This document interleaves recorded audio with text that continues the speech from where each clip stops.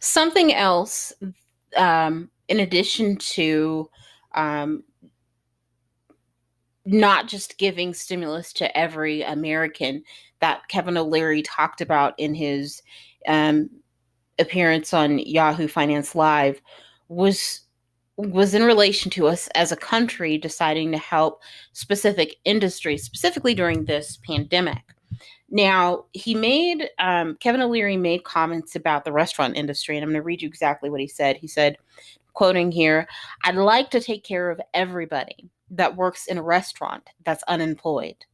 Okay, I'm going to pause that kind of quote. Let me reread that because think about what kind of sense that makes. "I'd like to take care of everyone that works in a restaurant that's unemployed." If you're unemployed, you're not actively working in a restaurant, right? Maybe if you have worked, but if you are working, if you work in a restaurant, you're not unemployed. Let me continue with the quote here. "I do not want to bail out every restaurant owner. I'm sorry." End quote here. I agree there, right? The reality, in terms of people, as I mentioned in the previous segment that I just did, the reality is that not all people should be bailed out. Now, in my opinion, who we bail out should be based on their annual income as well as their employment status. And that's not to say that people who are employed shouldn't get any type of assistance, but maybe they just need less assistance than the people who are actually employed. But anywho, I don't think that in that same kind of train of thought that all businesses deserve a bailout, regardless of their industry. I've kind of thought it was odd this entire time, this past year, dealing with the pandemic. I'm wondering if anyone else thought this was kind of odd, but I thought it was kind of odd that we have, in several cases that we've heard, particularly from the right, against stimulus, the arguments have been kind of framed, even if not directly stated. There's been kind of this, things have been kind of alluded to the fact that people should have been prepared. Like your average person should have been prepared for some sort of pandemic to come out of somewhere, and they should have had the forethought to totally be prepared. And if they are not prepared, that's on them because personal responsibility, right? But then when we examine businesses that, mind you, often have business plans, they forecast their finances, they prepare for disasters and stuff. They have absolutely no responsibility to prepare for any type of disaster. Even if they didn't prepare for a pandemic, shouldn't they have prepared for some sort of decline in revenue? Like, shouldn't they have some sort of plan to deal with that? Shouldn't they have some sort of plan to prepare for a loss in market capital, right? And market share? Shouldn't they don't have personal responsibility, right? But that single mother or that single father or that family of five or whatever the case might be, that college student, they should have had the wherewithal to plan in advance for this pandemic. I've just thought this was weird. And not only are these businesses not expected to have any type of personal responsibility in managing how they get through this challenge, they just get bailed out. I think that's wrong. I think that this whole thing has been weird. It's exposed, again, that we have this kind of double standard when it comes to personal responsibility. We want to harp personal responsibility when it comes to the average American. But where's the freaking personal responsibility, the corporate responsibility when it comes to these companies? They don't have any, apparently. Kevin O'Leary, he continued with a statement and he said, and I'm quoting here, "A better way to spend on restaurants would be to spend more money on the logistics of getting the vaccine out. Because I can guarantee you when people feel safe again, they will go to restaurants. It's an industry that bounces back very quickly, end quote. And I want to add to that, not only that, but if a business is industrious and innovative, and they actually seek to rise to meet the challenge, which is what business is all about, right? You see a problem in the market and you say, hey, I can fix that. You're rising to meet that challenge. You, after you've already made that initial rise, you keep seeing challenges within your customer base, whatever the case might be. You keep rising to meet that challenge. That's what business is all about. That's what they should be doing. That's what we call the free market. The free market is not picking winners and losers. The free market is not saying, well, you can afford to have lobbyists come to Washington on your behalf and make sure that your industry, the airline industry, gets exactly what it needs and what it wants, and make that case for you and make sure everything is convenient for you, but they can't. So we're not going to. That's not the free market. That's absolutely not the free market. Case in point here, and I'm going to use specifically the restaurant industry. If you ask me, well, Brittany, we have this pandemic. How can restaurants be innovative and industrious at a time when people are literally, especially if you're looking at the argument of people being scared to come out of their homes, how can you help them? Businesses, they just have to close. No, they don't. They absolutely don't. Even if they cannot allow people into their restaurant. Have they never heard of curbside pickup? Have they never heard of delivery? Now, will you have to make changes to your business model? Sure. But again, business is about challenge. If it was meant to be this easy cakewalk that you just got bailed out every time something happens, how dense would the market be with companies that never go out of business because they're not innovative? It is utterly wrong. And it's not like we as citizens are having a say in who goes and who stays in terms of business. It's specifically these politicians that are deciding, oh, we'll help this business, but we're not going to help that one. We'll help this industry, but we're not going to help that one. That is wrong. At the very least, what happened to the consumers deciding, you know what? You're not offering curbside pickup.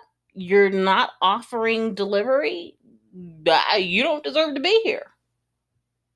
And let's say a business has gotten in on the curbside pickup, has gotten in on the delivery, but they're still not making it. Maybe they need to revamp their menu.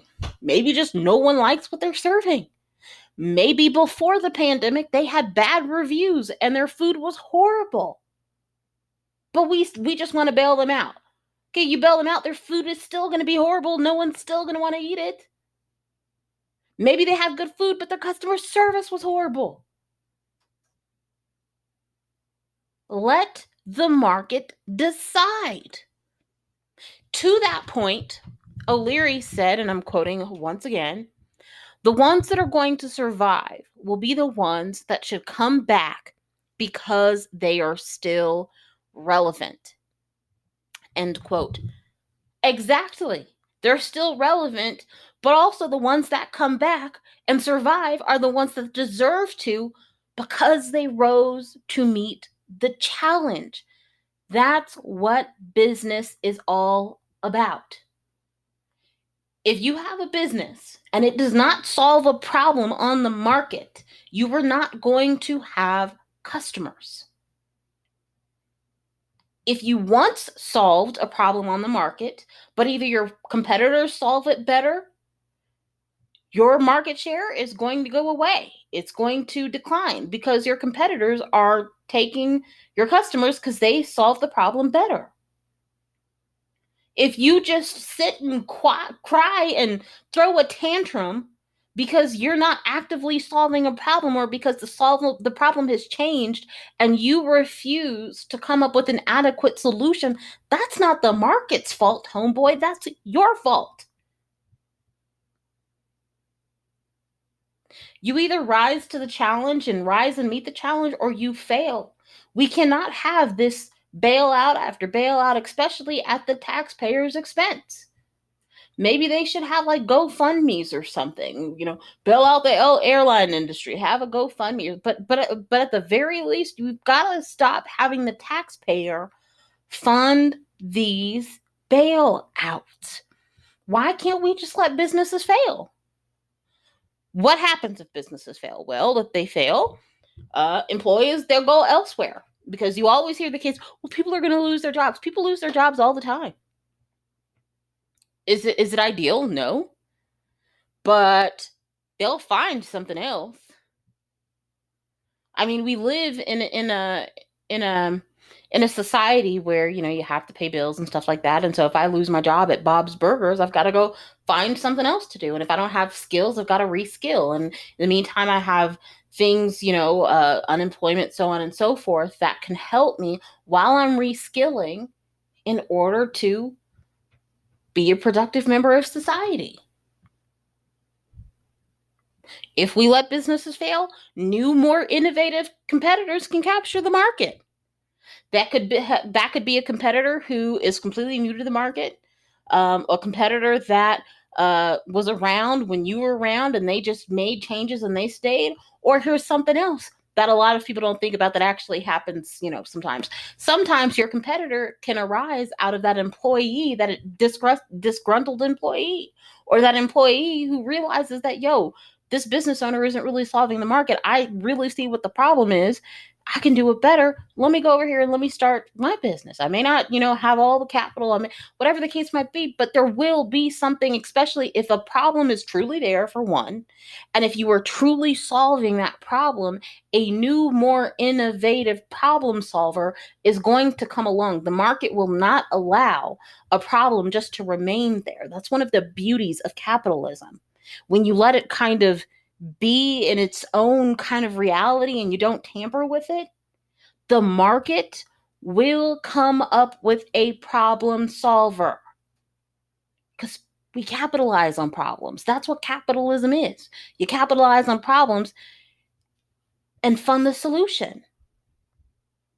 If we let businesses fail, industries that are no longer relevant, they'll be forced to either change or die.